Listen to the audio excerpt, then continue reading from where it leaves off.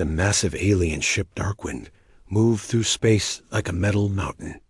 Its dark hull stretched for miles, covered in weapon ports and sensor arrays that glowed with strange alien light. Admiral Vexthara stood on the command bridge, his tall, reptilian body casting a long shadow across the control stations. His yellow eyes watched the main screen that showed hundreds of ships spread across space like deadly stars. "Report," Vexthara said in his deep voice. His words came out as a low growl that made the smaller aliens around him step back. "All fleets ready, Admiral," replied Commander Vexiran, a creature with 4 arms and blue skin. 12 species. 800 ships total. The human colony world will fall in 3 days. Vexthara nodded slowly. He had spent months planning this attack on New Haven, the human world on the edge of known space. The humans were new to space travel, barely. 200 years since they left their home planet. Their technology was simple, their ships small. This would be an easy victory. At a sensor station, Clicksmore worked with 6 hands moving across different controls. He was from the spider-like arachnid race, good with computers and sensors. His multiple eyes suddenly focused on one screen. "Admiral," Clicksmore called out, his voice high and nervous. "I detect something strange. What is it?" Vexthara walked over to the sensor station. The other aliens on the bridge stopped their work to listen. "A ship just appeared at the edge of our sensor range, 3 light minutes away. It came out of hyperspace very quietly." Vexthara looked at the screen. A small dot appeared at the edge of the display. "Human?" "Yes, Admiral, but ... Clicksmore paused, checking his readings again. "The energy signature is different. Not like the human ships in our database." Far away from the alien fleet, the USS Defiant hung in empty space. The ship was much smaller than the alien vessels, only 300 meters long. Its hull was dark, gray, covered in smooth armor plates that seemed to absorb light rather than reflect it. Commander Jake Morrison sat in the captain's chair, watching the main screen show the massive alien fleet ahead. He was a tall man with short brown hair and serious eyes. At 35, he was young for a ship commander, but he had trained for this moment his entire career. "Lisa, what do our sensors show?" Morrison asked. Chief Engineer Lisa Park turned from her station. She was a small woman with black hair tied back in a tight ponytail. Her hands moved quickly over her controls as she read the data. 800 ships, sir, maybe more. They have 12 different energy signatures, so 12 different alien races working together. Lisa's voice was calm, but Morrison could hear the concern underneath at the weapons station. Dan Cole whistled low. He was a big man with red hair and strong arms from years of military service. "That's a lot of firepower pointed at New Haven." Morrison nodded. The human colony had 50,000 people living on farms and in small cities. They had no weapons, no shields, no way to fight back against this massive fleet. "Amy, any communications from the fleet?" Morrison asked. Communications specialist. Amy Ross was the youngest member of the crew at 28. She had short blonde hair and quick fingers that danced across her equipment. "Nothing directed at us, sir. But I'm picking up their internal chatter. They're planning to attack New Haven in 3 days." Morrison stood up and walked to the main screen. The alien fleet looked like a cloud of angry insects ready to swarm. His ship was alone, 1 vessel against 800. According to every military handbook ever written, he should run back to Earth and report what he found. But 50,000 people would die if he ran. "Sir," Lisa said quietly, "our orders were to observe and report. We're not supposed to engage." Morrison turned to look at his crew. These 4 people had trained with him for 2 years on the Defiant. They knew the ship better than anyone else in the human fleet. They also knew what the ship could do, The Defiant was not like other human ships. It was built using new technology that most people did not know existed. Its engines were more powerful, its weapons more deadly, and its armor stronger than anything humans had made before. It was designed to fight aliens, though no one expected to need it so soon. "Lisa, what's our power status?" Morrison asked. "Fusion reactors at 60%. I can push them to full power in 10 minutes. Dan, weapons?" "Rail cannons loaded and ready. Fusion torpedoes armed. Point defense systems online. Amy, can you break their communications?" "Already working on it, sir." "Their encryption is good, but not impossible." Morrison made his decision. Battle stations. "We're going to send a message to that fleet." The crew began working faster.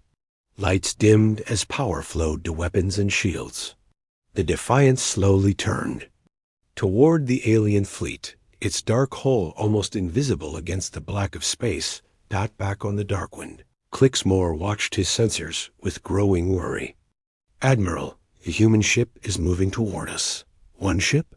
Vexthara laughed, a sound like rocks grinding together. "Are humans really that stupid?" "Sir, the energy readings are getting stronger." "Much stronger than our database says human ships." "Should have." Tactical analyst Quindle, a thin creature with gray skin and large black eyes, looked up from his station. "Admiral, I recommend caution. These readings suggest weapon systems far beyond what we expected from humans." Vexthara's yellow eyes narrowed. He had conquered 17 worlds and destroyed dozens of enemy fleets. One small human ship would not scare him. "Send Squadron 7 to destroy that ship," he ordered. 6 heavy cruisers should be enough to handle one human vessel. "Yes, Admiral," Vextheron replied, but his voice sounded uncertain. On the Defiant, Morrison watched 6 large alien ships separate from the main fleet and move toward him. Each ship was 3 times the size of his vessel, armed with plasma cannons and missile launchers. 6 ships incoming, Dan reported. Heavy cruisers by the look of them. "Amy, open a channel to the fleet. All frequencies." "Channel open, sir." Morrison stood straight and spoke clearly. "Alien fleet, this is Commander Jake Morrison of the United. Earth Navy. You are approaching human space with hostile intent. Turn back now or face the consequences." On the alien command ship, laughter filled the bridge. Vexthara grinned, showing rows of sharp teeth. "Did that human just threaten us?" he asked. "It appears so, Admiral," Quindle replied, but he was studying his sensors with a worried expression. "Squadron 7, destroy that ship immediately," Vexthara ordered. The 6 alien cruisers opened fire together. Hundreds of plasma bolts and missiles streaked through space toward the small human ship. But the Defiant was already moving, sliding sideways with impossible grace for such a large vessel.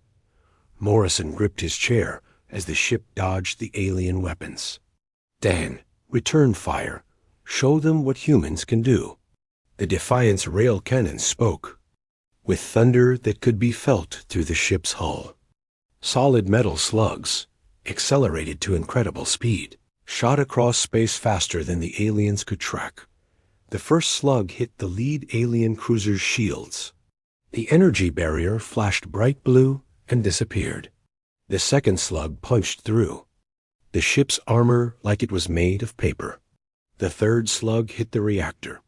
The alien cruiser exploded in a ball of white fire that lit up space for thousands of miles. On the Darkwind, every alien on the bridge stood in shocked silence. "Impossible," Vexthara whispered. The explosion of the alien cruiser lit up space like a new star. Pieces of burning metal flew in all directions, and the shock wave made nearby ships shake. On the command bridge of the Darkwind, Admiral Vexthara stared at the main screen with his mouth open. "How?" he whispered. His yellow eyes could not believe what they had seen. One shot from the human ship had destroyed a cruiser that should have been able to fight off 10 enemy vessels. Squadron 7, continue attack. Vexthara roared, his voice echoing through the bridge. The remaining 5 alien cruisers spread out and fired again. This time they used different weapons, hoping to confuse the human ship. Energy beams, plasma cannons, and guided missiles all flew toward the Defiant. At once Commander Morrison watched the incoming fire on his screen. "Lisa, give me everything the engines have." "Fusion reactors at 100%, Lisa Park replied, her hands flying over her controls. "Warning lights are coming on, but we can hold this power level." The Defiant moved like a dancer in space. It rolled left to avoid the energy beams, then dove down to escape the plasma fire. The guided missiles tried to follow, but Amy Ross was ready for them. "Point defense active," Amy announced. Small guns all over the ship's hull fired rapid bursts. The alien missiles exploded one by one, creating a wall of fire behind the human ship. "Dan, pick your targets," Morrison ordered. Weapons Officer Dan Cole studied his targeting computer. The alien ships were trying to surround the Defiant, but they were moving in patterns that human computers could predict. "Target locked on cruiser." "2," Dan said. "Rail cannons ready. Fire." The Defiant's main guns fired again. 3 metal slugs shot across space at incredible speed. The second alien cruiser tried to turn away, but it was too slow. The first slug hit its engine section, the second punched through its middle, and the third hit near the bridge.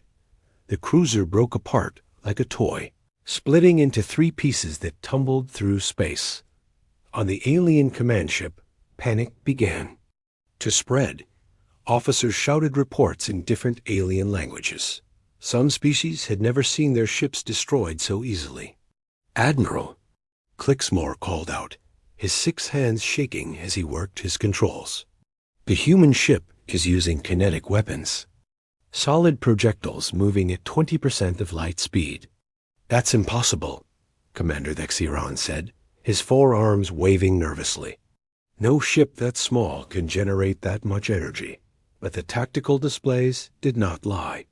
The human ship was moving faster than any vessel its size should be able to move, and its weapons were more powerful than anything in the alien database. Squadron Leader Cordex commanded the remaining 4 alien cruisers. He was from the warrior race called the Battalions, creatures born to fight and conquer. But watching 2 of his ships die in seconds made him feel something he had never felt before: fear. "All ships, attack pattern 7, Cordex ordered. Spread wide and hit them from all sides." The 4 cruisers moved to form a box around the human ship. Their plan was simple: fire from 4 directions at once, so the Defiant could not dodge all the shots. Morrison saw what they were doing. "They're trying to box us in. Lisa, can you give me more speed?" "I can reroute power from life support for 30 seconds, Lisa replied. "That should give you enough speed to break their formation." "Do it." The Defiant suddenly shot forward like a bullet. It flew straight at one of the alien cruisers, and the alien captain panicked. He fired all his weapons at once, but the human ship was moving too fast. The shots passed behind the Defiant as it rocketed past the cruiser. "Now," Morrison shouted. "Dan." Cole fired the fusion torpedoes. These were different from the railgun slugs. They were small bombs that created tiny stars when they exploded. 2 torpedoes hit the alien cruiser from behind, right in its engine section. The fusion explosions tore the ship apart from the inside. Nuclear fire consumed the alien vessel, and nothing was left but glowing gas and twisted metal. 3 down. 3 to go, Dan said with grim satisfaction. The remaining alien cruisers were now afraid to get close to the human ship. They spread out and tried to hit the Defiant with long-range fire. But their plasma weapons lost power over distance, and their missiles were too slow to catch the fast-moving human vessel. Morrison realized his advantage. Amy, scan their communications. I want to know what they're saying to each other. Amy Ross worked her equipment with expert skill. Got it, sir. They're reporting to their fleet. They say our weapons are impossible, and our ship is cursed by the war gods. Good. Fear is a weapon too. Dan, let's give them something else to be afraid of. The Defiant turned toward the fourth alien cruiser. This time, Dan used the ship's secondary weapons, smaller railguns that could fire many times per minute. A stream of metal slugs flew across space, each one hitting the alien ship's hull with tremendous force. The alien cruiser's shields failed after the first few hits. Then the armor began to crack and break apart. The ship tried to turn away, but more slugs kept hitting it. Finally, one shot hit the bridge, and the cruiser stopped moving, dead in space. 4 down, Morrison said quietly. The last 2 alien cruisers decided to run. They turned away from the human ship and flew back toward the main fleet as fast as they could go. But Commander Morrison was not done with them yet. Chase them down, he ordered. The Defiant followed the fleeing cruisers like a hunting wolf. Its engines were more powerful than the alien ships, so it caught up quickly. The first cruiser tried to fire over its shoulder, but the shots went wide. Dan Cole aimed carefully and fired once.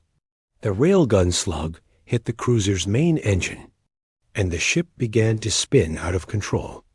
It was damaged, but not destroyed. A survivor to tell the story. The last cruiser made it back to the edge of the alien fleet before the Defiant caught it. Morrison could have destroyed this ship too, but he had a better idea. Amy, send a message. To that ship, tell them to report to their admiral exactly what they saw here today. Message sent, sir. The damaged alien cruiser limped back to the main fleet, carrying news that would shake every species in the Armada. In less than 10 minutes, one human ship had destroyed 4 heavy cruisers and disabled a 5th. It had done this while outnumbered, 6-1, and it had made the attack look easy. On the Darkwind, Admiral Vexthara listened to the surviving captain's report with growing horror. The human ship was not just advanced, it was beyond anything the aliens had ever seen. Impossible. Weapons, the captain said, his voice shaking. They fire solid metal faster than our sensors can track. Their ship moves like it has no mass. And their captain. The captain paused. Their captain spoke to us like we were children playing with toys. Vexthara's claws scraped against his. Chair. He had lost 5 ships to 1 human vessel. If there were more ships like this one, his entire fleet was in danger. Sir, Tactical Analyst Quindle spoke carefully. I recommend we reconsider our attack on the human colony. Never, Vexthara roared. We have 800 ships. 1 human vessel cannot stop us all. But even as he said the words, Vexthara felt doubt creeping into his mind. If humans could build 1 ship like this, what other surprises were they? Hiding? On the Defiant, Morrison studied the sensor readings of the alien fleet. The ships were moving differently now, staying closer together like scared animals. Some were even turning away from New Haven. Sir, Lisa said quietly, our reactors are running hot. We need to cool down soon, or we'll have problems. Morrison nodded. The Defiant had shown its power, but it was still just 1 ship against hundreds. The real battle was just beginning. Set course for the edge of the system, he ordered. We'll shadow their fleet and wait for reinforcements. Sir, Amy said, looking up from her station with a smile, I'm picking up hyperspace signatures. Multiple ships incoming. They're using Earth Navy identification codes. Morrison felt relief flood through him. The cavalry was coming. But first, he had sent a message that would echo through alien space for generations. Humans were no longer the weak newcomers that could be pushed around. They were a force to be feared and respected.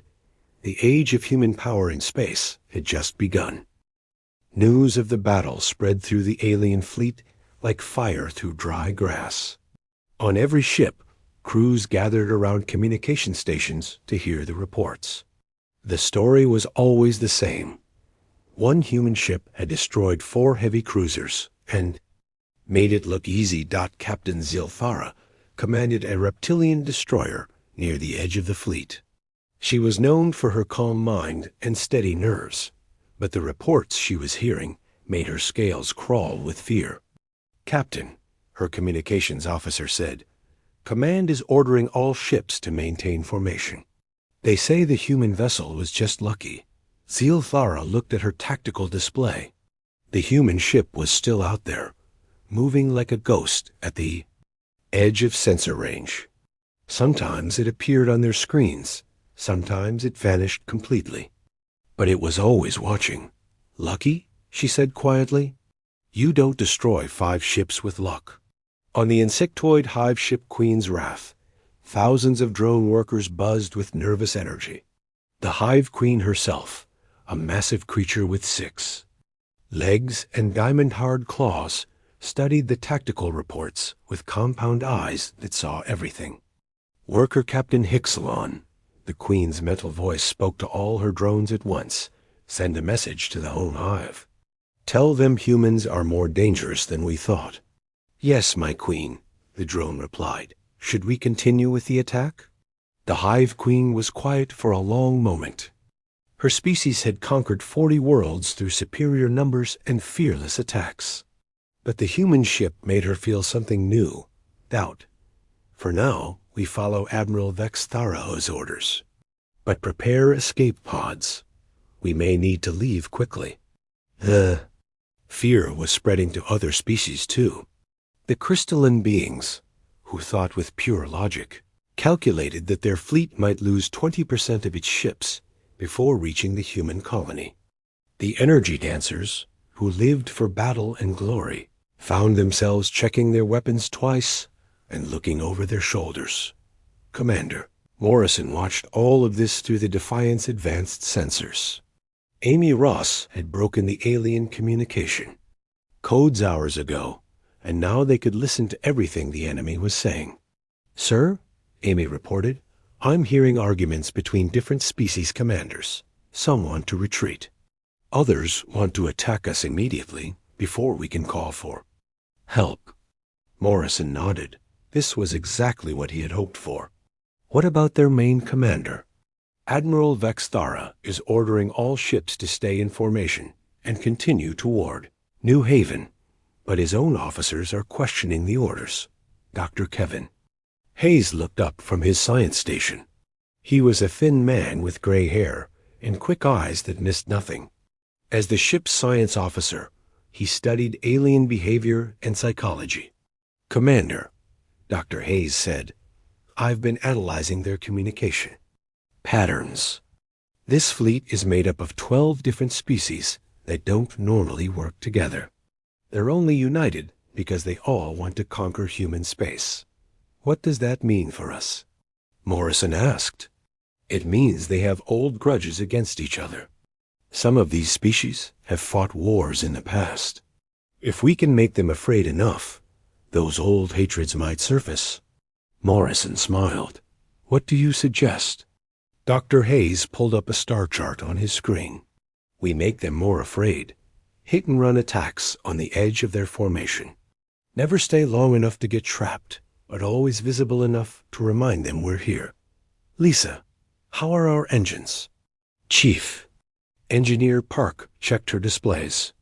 "Reactors are cool now. We can run at full power for another 6 hours if needed." "Good.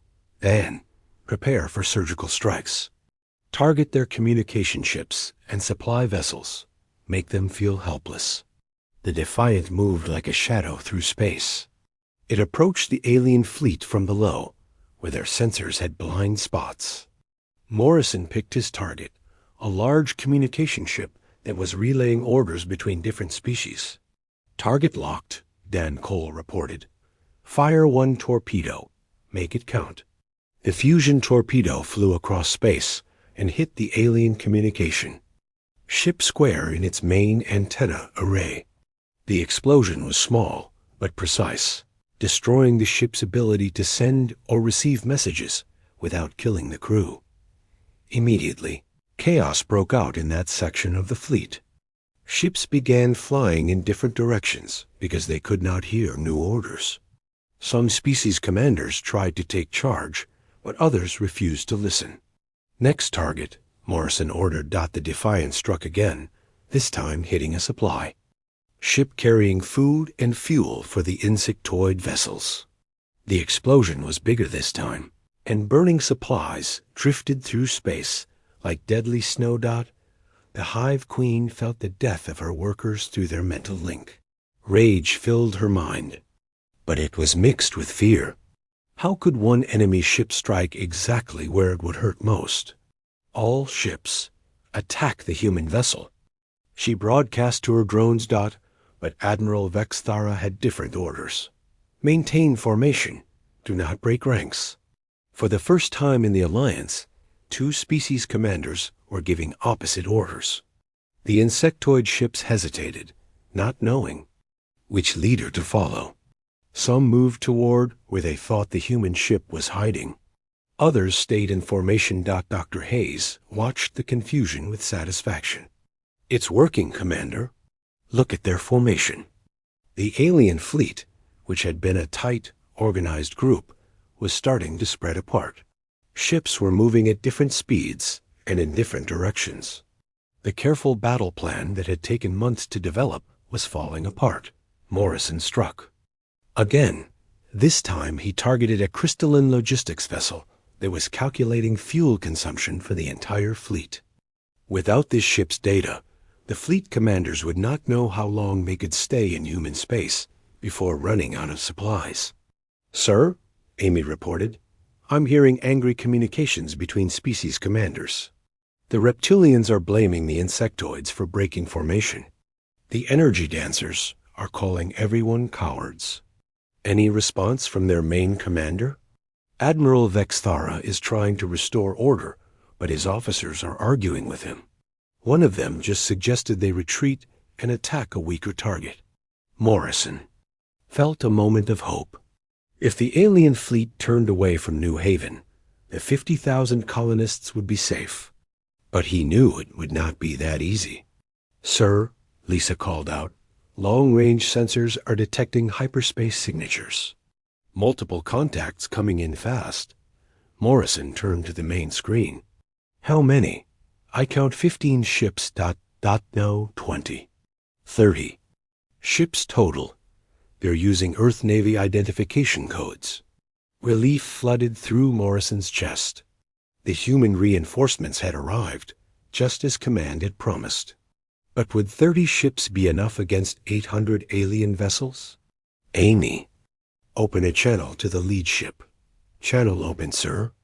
"Earth Navy vessel. This is Commander Morrison aboard the USS Defiant. Request immediate tactical coordination." The response came quickly in a strong female voice. "Commander Morrison, this is Admiral Susan Clark aboard the USS Thunderstrike.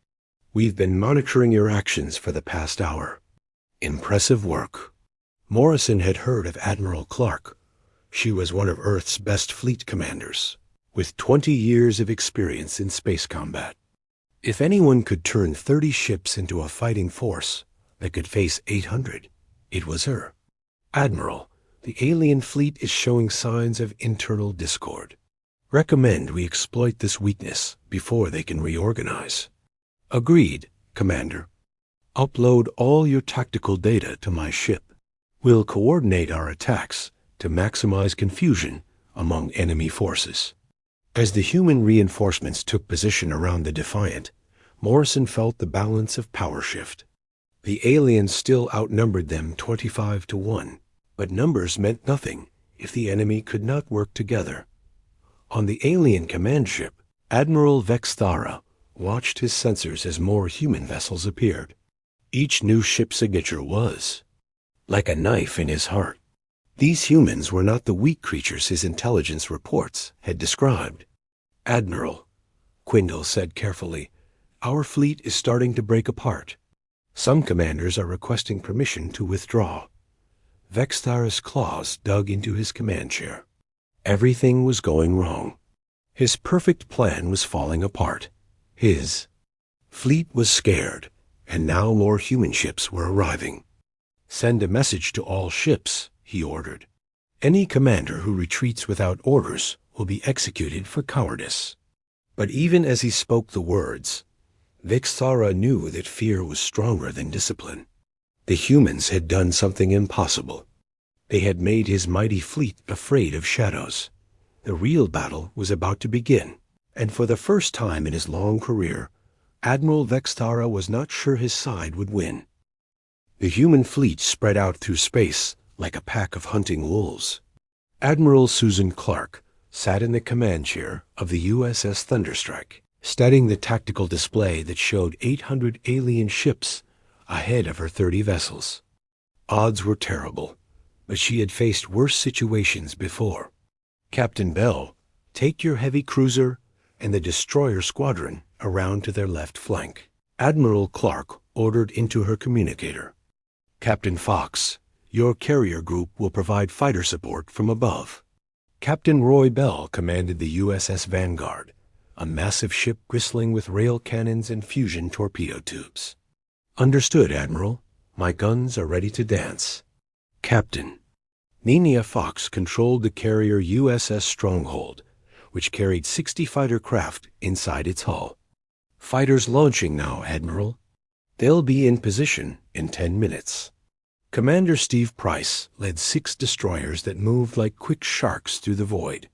"Destroyer squadron ready for hit-and-run attacks, Admiral." Admiral Clark had spent years studying alien tactics and psychology. She knew that the enemy fleet was made up of 12 different species that did not trust each other completely. The fear that Commander Morrison had created was already making them nervous. Now she planned to turn that fear into panic. "All ships." "This is Admiral Clark," she announced to her fleet. "Our goal is not to destroy every enemy ship. That's impossible. Our goal is to break their will to fight and send them running home with stories that will keep other aliens away from human space." On the Defiant, Commander Morrison felt proud to be working with such experienced officers. His ship had started this fight alone, but now he was part of a real fleet. "Commander Morrison," Admiral Clark's voice came through his speakers, "your ship has proven itself today. I want you to continue your ghost attacks. Keep hitting their supply lines and communication ships. Make them afraid to spread out." "Understood, Admiral. My crew knows how to hurt them where it counts." Dr. Kevin Hayes had been busy studying the alien fleet's behavior. He looked up from his science station with an excited expression. "Commander, I've identified which species are most likely to break ranks first. The crystalline beings make all decisions based on logic and probability. Right now, their computers are telling them this battle cannot be won. What about the others? The energy dancers live for glory in battle, but they're starting to realize there's no glory in being destroyed by superior technology. The Hive Queen is getting reports of dead workers, and that's making her protective instincts kick in." Morrison smiled. "So we keep picking at them until they crack." The human fleet moved into attack position like pieces on a chessboard. Each ship knew its role and played it perfectly. The aliens had more ships, but the humans fought as one mind with one purpose. Captain Bell's heavy cruiser USS Vanguard opened fire first. Its massive rail cannons sent metal slugs flying across space at incredible speed. The slugs hit an alien battleship's shields and punched right through them like they were made of glass. "Direct hit on enemy battleship," Captain Bell reported. With satisfaction. "Their shields are down, and they're leaking atmosphere." The alien ship tried to turn away, but Commander Price's destroyers were waiting. 6 ships fired together, their smaller railguns creating a storm of metal that tore the wounded battleship apart. Captain Fox's fighters swarmed around the alien fleet like angry bees. The small craft were too fast for the big alien guns to hit, but their missiles could punch holes in alien armor. They focused on the engine sections of enemy ships, leaving them dead in space. Admiral Vexthara watched his fleet being torn apart piece by piece. The humans were not fighting like any enemy he had faced before. They did not charge straight at his ships like warriors seeking glory. Instead, they hit weak points with surgical precision. "Admiral," Commander Thexiron called out, his four arms shaking with fear. "The Crystalline Collective is requesting permission to withdraw. They say their computers show a 90% chance of fleet destruction if we continue." "Denied," Vexthara roared. "We outnumber them 25-1. But tactical analyst Quindle was studying his screens with growing horror. "Sir, numbers mean nothing if we cannot hit our targets. These human ships move faster than anything we've seen. Their weapons punch through our strongest shields, and they fight like they can read our minds."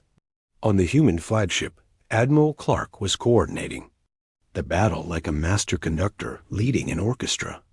Every ship knew when to attack and when to pull back. Every shot was aimed at maximum effect. "Commander Morrison, hit their command ship's communication array," she ordered. "Captain Bell, focus fire on that carrier group. Captain Fox, send your fighters after their supply convoy." The USS Defiant slipped through space like a shadow and fired a single fusion torpedo at the alien flagship. The torpedo hit the Darkwind's main communication tower and destroyed it in a ball of nuclear fire. Suddenly, Admiral Vexthara could not talk to half his fleet. Ships began acting on their own, some attacking, some retreating, some just sitting still because they did not know what to do. Captain Bell's rail cannons destroyed 3 alien carriers in quick succession. Each explosion lit up space and sent shockwaves through nearby ships. The aliens had never seen their powerful vessels die so easily. Captain Fox's fighters attacked the alien supply convoy with deadly efficiency. Food ships, fuel tankers, and ammunition carriers exploded one after another. Soon the alien fleet would have no way to stay in human space, even if they won the battle.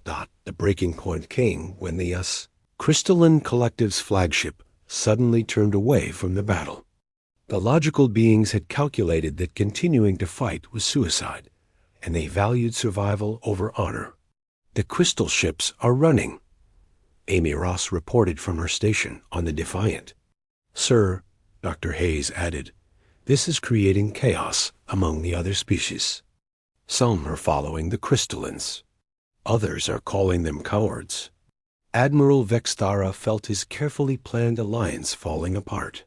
Without the crystalline ships, he lost 200 vessels and their advanced technology. The remaining aliens were arguing among themselves instead of fighting the humans. "All ships maintain formation," he ordered, but only half his fleet could hear him because his communication array was destroyed. The Hive Queen decided she had lost enough workers. "All Hive ships, retreat to safe distance," she broadcast to her drones. "Preserve the swarm for another day." The insectoid vessels began turning away from the battle, taking another 150 ships out of the fight. Now Admiral Vexthara was down to less than 400 ships, and many of those belonged to species that were already looking for the exit. Admiral Clark saw the alien fleet starting to collapse. "All ships, press the attack. Don't let them regroup." The human fleet struck like lightning. Captain Bell's heavy cruiser destroyed 2 alien battleships with a single salvo. Commander Price's destroyers hit 3 enemy vessels before they could return fire. Captain Fox's fighters swarmed over a group of alien cruisers and left them burning wrecks. But Admiral Clark was not done yet. She had one more surprise for the aliens. "Commander Morrison, are you ready for the final phase?" Morrison checked his ship's status. The Defiant had taken some damage, but all systems were working. "Ready, Admiral? Then let's show them what happens when humans get angry." Every human ship in the fleet fired at once. Rail cannons, fusion torpedoes, missiles, and fighter attacks all hit the alien fleet at the same moment. The coordinated strike was so devastating that it looked like a new sun had been born in space. When the explosions faded, 50 alien ships were gone. Just gone, turned into glowing gas and twisted metal. The survivors sat in shocked silence, unable to believe what they had just witnessed. On the alien flagship, Admiral Vexthara stared at his tactical display in horror. In 30 minutes, his mighty fleet of 800 ships had been reduced to less than 300, and the human fleet was still intact, still fighting, still winning. "Admiral," Quindle said quietly, "we must retreat. If we stay, they will destroy us all." For the first time in his long career, Admiral Vexthara felt the taste of defeat. The humans had not just beaten his fleet, they had humiliated it. Stories of this battle would spread through alien space for generations. "Signal general retreat," he said, the words feeling like poison in his mouth. But as the alien ships began to turn away, Admiral Clark was already planning her next move. The battle was won, but the war for human space was just beginning. And the aliens were about to learn that humans never forgot their enemies. The alien fleet tried to run, but Admiral Susan Clark was not finished with them yet. She watched the enemy ships turn away from battle with cold satisfaction. Running would not save them from the lesson she planned to teach. "All ships pursue the enemy fleet," Admiral Clark ordered. "But do not destroy them all. We want survivors to carry our message back to their home worlds." Captain Roy Bell's voice came through the communicator with obvious pleasure. "Admiral, my rail cannons are locked on their flagship. One shot will finish Admiral Vexthara." "Negative, Captain. Wound the ship, don't kill it. A dead admiral cannot spread fear. A defeated one can." Commander Morrison understood Admiral Clark's strategy perfectly. The Defiant moved like a hunting shark toward the fleeing alien flagship. The Darkwind was trying to escape, but its engines were damaged from the battle. "Dang, target their engine." "Section," Morrison ordered. "Disable them. Don't destroy them." Weapons Officer Dan Cole aimed carefully and fired one rail cannon slug. The metal projectile hit the alien flagship's main engine and tore a hole through the drive system. The Darkwind began to drift, unable to control its movement. On the bridge of the alien flagship, Admiral Vexthara felt his ship shudder as human weapons found their target. His yellow eyes burned with rage and shame as he realized his mighty vessel is now helpless. "Damage report," he demanded. "Main engines offline," reported a frightened technician. "Secondary power failing. We are dead in space." Vexthara looked at his tactical display and saw human ships surrounding his fleet like predators circling wounded prey. In 30 years of conquest, he had never been in this position. "Admiral," Quindle said quietly, "the humans are sending a message." Admiral Clark's voice filled the alien bridge, speaking in perfect galactic standard. "Admiral Vexthara, this is Admiral Susan Clark of the United Earth Navy. Your invasion force is defeated. Surrender now, and your surviving crews will be allowed to return home." Vexthara's claws scraped against his command chair. Surrender? The word was poison to a warrior who had conquered 17 worlds. But as he looked around his bridge, he saw fear in the eyes of his officers. They had lost the will to fight. "What are your terms?" Vexthara asked, the words coming out like a growl of pain. "Simple," Admiral Clark replied. "You will return to your home worlds and tell your leaders exactly what happened here today. You will explain that human space is protected by weapons beyond your understanding. And you will make it clear that any future attacks on human colonies will result in the complete destruction of your fleets." The alien admiral closed his eyes. He was being forced to become a messenger of his own defeat. But the alternative was watching his remaining ships die one by one. I accept your terms, Vexthara said, each word cutting his pride like a knife. Around the battlefield, other alien commanders were making the same choice. The crystalline collective had already calculated that surrender was the logical option.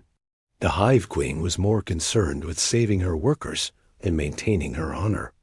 Even the proud energy dancers realized that there was no glory in pointless. Death. Commander Morrison watched from the Defiant as alien ships began shutting down their weapons and lowering their shields. The sight filled him with quiet satisfaction. 50,000 human colonists on New Haven would live because 30 human ships had stood against 800 alien vessels and won. Sir, Amy Ross said with wonder in her voice, I'm receiving surrender signals from the entire alien fleet. All species are laying down their arms. Dr. Kevin Hayes looked up from his science station with a thoughtful expression. Commander, this victory will change everything. When word spreads through alien space, every species will know that humans are not to be underestimated. Morrison nodded. The battle had been won with superior technology and tactics, but the real victory was psychological. Fear of human capabilities would protect human space better than any weapon. Admiral Clark's fleet began the process of cataloging the defeated alien vessels. Each ship was scanned and documented. The humans wanted detailed records of alien technology and capabilities for future reference. Commander Morrison, Admiral Clark's voice came through his communicator. Bring your ship alongside the alien flagship. I want you to personally deliver our message to Admiral Vexthara. Morrison felt honored. To complete this mission, the Defiant moved slowly toward the disabled Darkwind, its weapons trained on the larger ship, but not firing. On the alien bridge, Vexthara watched the small human ship approach. This was the vessel that had started his downfall, the single ship that had destroyed 5 of his cruisers and made his fleet afraid. Now it looked so small and harmless, but he knew the terrible power it contained. Admiral Vexthara. Morrison's voice filled the alien bridge. I am Commander Jake Morrison of the USS Defiant. You are defeated, but you are not destroyed. Take this gift of life and use it wisely. What message would you have me carry? Vexthara asked, his voice heavy with defeat. Tell them that humans do not seek war, but we will not avoid it. Tell them that our technology grows stronger every day, and our resolve never weakens. Tell them that human space is protected by ships they cannot imagine and weapons they cannot defeat. Vexthara listened carefully, knowing that these words would shape the future of galactic politics. The humans were not just winning a battle. They were announcing their arrival as a major power in space.